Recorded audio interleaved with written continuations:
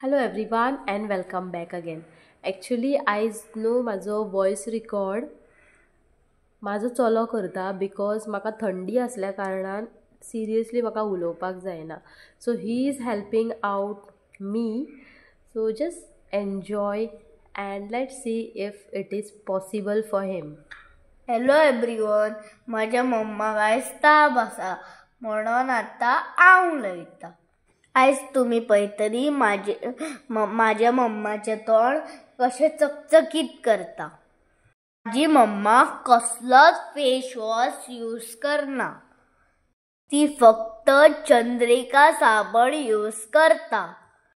तर आतां तियेन तोंड धुलें आनी कितें तरी हाडपाक गेली. ती पळयली हे उदक ती केसाक मारता तेका थोडेच केस आसा.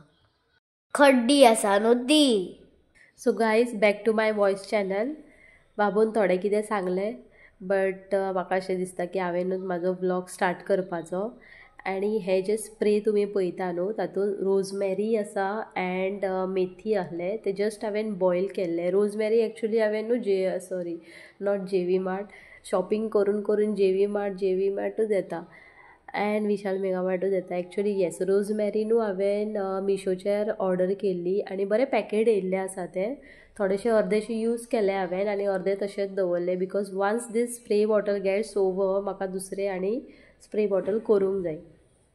आनी मेथी बीन घातलेली हांवेन. मेथी एक्चुली ओवरनायट हांवेन सोक करपाक दवरलेली आनी ते जे उदक उरलेले आहले न्हू लायक सोक करून जे उदक भायर सरता which is very very very much लायक न्यूट्रिशन्स तेजे सगळे भायर येतात. ते उदक प्लस एक्स्ट्रा आनी उदक घातले अँड रोजमेरीचे सीड्स आसले पळय ते घालून बरें बॉयल करून घेतले. चड वगत बॉयल करूंक जायना. अशें म्हणटात की चड वगत बॉयल केल्यार तेजे जे कितें आसता न्हू न्यूट्रिशन्स ते वयता. सो थोडोसो टायम बॉयल करून हे स्प्रे बॉटलान हांवेन घातली. ही स्प्रे बॉटल एक्चुली हांवेन ही देखून ऑर्डर केल्ली मिशोचेर अँड ती आतां म्हाका बऱ्यापैकी यूज जाता. सो केस बीन बांदून घेतले आनी आयज न्हू लायक विकेंड आहल्या कारणान अशें चिंतलेलें हांवेन की मातशें फेसाचें कितें तरी करपाचें म्हणून. सो बेश्टी स्टीम घेतलेली आनी ब्लॅकेट्स बीन काडलेले हांवेन. ब्लॅकेट्सचे बारीकशे निडल टायप आसा म्हाज्या फुड्यान आनी हो न्हू ऑरेंज स्क्रबर यूज करता हांव.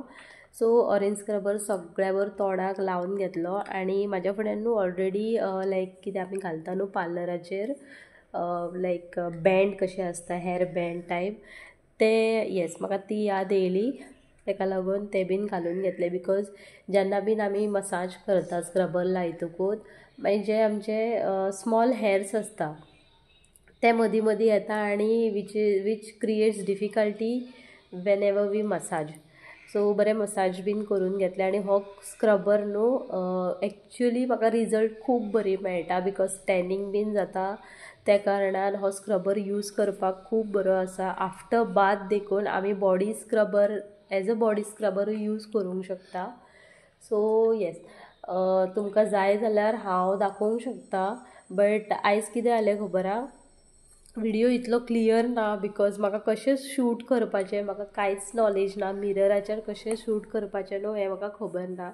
सो फर्स्ट टायम हांवेन ट्राय केलें हें अँड तुमी पळोवंक शकता हांव घराच्या नायटीनूच आसा बिकॉज हो नायट व्लॉग आसा म्हाजो. रातचें हें काम केलें हांवेन सो डॅट येस मातशी ती बरे भशेन सेट बीन जावनी क्रीम. दिसा वयले बीन सपोज हांवेन स्क्रबिंगान ऑन केल्लें जाल्यार हांव भायर वयता आसलें which I will be in contact with the sunlight and all आनी हें सगळें करून कांयच फायदो नासता आसलो. सो आयज म्हाजो नायट रुटीन हांवेन शेअर केलो. सो येस मसाज बीन बरें करून घेतलें not parlour type but yes जाता तितलो तसो हांवेन मसाज करून घेतलो. दोळ्यांक बीन बरें मसाज केलें खूब बरें दिसता आनी मातशें डिफरन्सूय दिसता. आमी बायलां न्हू लायक आमचेर अशें चड लक्ष बीन दिना आमी कितें हें तें कशें करपाचें बिकॉज कामाच्या वेपान कांयच आमकां स्वताक टायम काडना आमी. बट येस विकेंड ना जाल्यार 15 दिसांनी एक फावटी तरी हें करपाकूच जाय because some changes should be there in our life. So सगळें स्क्रबिंग एंड ऑल जातकूच टिश्यू पेपर आहले म्हाज्या फुड्यान. जाय जाल्यार तुमी न्हू जे रनिंग वॉटर आसा ताणें बीन बेश्टें धुवंक शकता, बट स्पॉन्ज बीन यूज करूं येता. बट म्हाज्या फुड्यान स्पॉन्ज नासल्या कारणान टिश्यू पेपर्स आसले. टिश्यू पेपर मातसो ओलो केलो आनी सगळें पुसून काडलें आनी परतून सेकेंड टिश्यू घेतलो एंड ड्राय टिश्यू जस्ट वायप केलो म्हाज्या फेसीचेर. देन हें सगळें जालें आनी ताज्याच न्हू म्हाका फेस पॅक मेळ्ळालें. हे बीन ऑरेंजाचेच आसा आनी ते बरे भशेन फूल तोंडाक लावन घेतले. फर्स्ट केन्नाय लायता आसतना वन सायड लाया and then go to the another side. म्हटल्यार पार्लरान अशें करतात, ताका लागून something I have noted, so तें हांव तुमच्या बरोबर शेअर करता. ओके, फूल म्हटल्यार कशेंय लायलें तरी सगळ्या बरें लागता, बट एक सिस्टम मेनटेन केल्यार आमकांय मातशें बरें उरता न्हू. आनी हे सगळें लायतकूच न्हू उलोवंक जायना, because once it gets dry आनी आमी सपोज उलयता जाल्यार रिंकल्स बीन येता. ताका लागून जाता तितलें न्हू खंयच्या एका फॅना पोंदा रावा आनी ओग्गी थंड बसा, खूब बरें दिसता. आनी केन्नाय काडटा आसतना मातशें ओलें करून काडपाचें, डायरेक्ट काडप ना, बिकॉज ड्राय जाल्लें आसता सो स्कीन बीन ओडटा. कोणाची स्कीन सेन्सिटीव आसल्या कारणान स्किनीचेर मातशी इफेक्टूय पडोंक शकता. सो जाता तितलें मातशें ओलें करा आनी मागीर रनिंग वॉटराचेर धुवपाचें.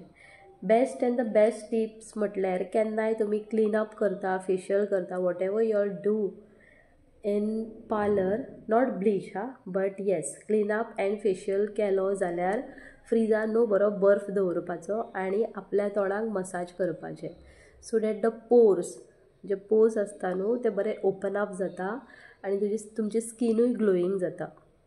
सो हें जालें आनी येस, हो दुसऱ्या दिसाचो व्लॉग, दुसरो डे एंड नवो दीस. हांवें साडी न्हेसली. Why I will tell you all the reason, because म्हाका न्हू खूब दीस जाले स्वामी समर्थाच्या मठान वचपाची खूब इच्छा आसली. खंय तरी एका मंदिरान वचून येवपाकूच जाय आसली, बिकॉज वेनेवर आय म्हटल्यार देवाची पुजा करता न्हू स्वामी समर्थाचें नांव येतात. अशें म्हणना की भरपूर श्रद्धा आसा, हांव साई बाबाक खूब मानता, बट येस स्वामी समर्थाचें नांव येता. सो जस्ट म्हाका विजीट करपाचें आसलें. हांव नकळो कित्याक, बट एक गजाल म्हाका शेअर करपाची आसा. फुडें तुमकां दिसतलें स्वामी समर्थाच्या खंयच्या मंदिरान गेल्लें हांव, बट थंय वचून येवन न्हू हांवें कितें केलें, तें टेंपल आसलें, टेंपलान बसलें एंड एक येस 1.5 वराची जे कितें बूक बीन वाचपाचें आसता तें जालें, अध्याय जालें वाचून, आरती जाली, प्रसाद जालो, सत्यनारायणची पुजा जाली आनी ताज्या मागीर थंड बसलेलें हांव. जस्ट आय वॉज म्हटल्यार विडियोज काडटालें so that I can post some reels म्हणून.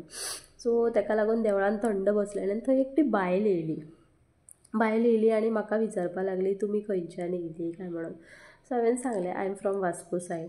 सो हांवेंनूय क्रॉस क्वेश्चन केलो की तुमी खंयच्यान येयली. तर ती म्हणपाक लागली ना आपूण न्हू आपल्या चलयेक हांगा खंयच्या तरी क्लासांक घातला एंड आत्तां तेजी क्लास स्टार्ट जाली आनी 3 वरां मागीर म्हाका वचोंक जाय ताका हाडपाक. सो शी वॉज लायक की म्हटल्यार म्हाका 3 वरां आतां हांगा बसचें पडटलें, देवूळ आसल्या कारणान कोण कोणाक वचूय म्हणचें ना. सो शी थॉट की म्हटल्यार येवन देवळान बसपाचें, बट तें न्हू सोदीत येयल्लें देवूळ आनी ताका अशें जाल्लें की खंय तरी स्वामी समर्थाचें हांगा देवूळ आसा, कोणी तरी सांगलें ताका, बट आपणाक पावोंक जाय, केन्ना तरी पावया म्हणून. सो ताका चलयेक सोडल्या उपरांत न्हू ताका अशें दिसलें की पळोवया कोणाक तरी विचारया आनी ते देवळान पावया म्हणून. आनी ते पावले आनी म्हाका विचारूंक लागले की हांगा कितें आसा. हांवें म्हटलें कांय ना, म्हटलें हांगा एक अशी पुजा घातली सत्यनारायणची आनी जस्ट एक बारीकशें वाचनतर आसतलें, आरती वगैरे आसतली आनी जस्ट जेवण बीन आसतलो, महाप्रसाद आसतालो. So she just went flashback की 10 वर्सां पयलीं खंय आपलोय बापूय हेच देवळान हांगाच सत्यनारायणच्या पुजेक बसलेलो. सो ती न्हू टायम काडनासतना आपल्या आवयक फोन केलो आनी सांगलें की हें देवूळ आपूण सोदीत येयलें आनी एकटी बायल मेळ्ळी आनी अशें सांगता. सो तेजी मम्मा बीन खूब खूश जाली. सो हे आयकॉन बीन न्हू म्हाका अशें दिसता की हांव कोणाच्या तरी गरजेक पावलें. मे बी स्वामी समर्थ त्याच कारणाक लागून म्हाका आपयतालो. सो आयच्या दिसा खातीर इतलेंच. फाल्यां परतत मेळया एके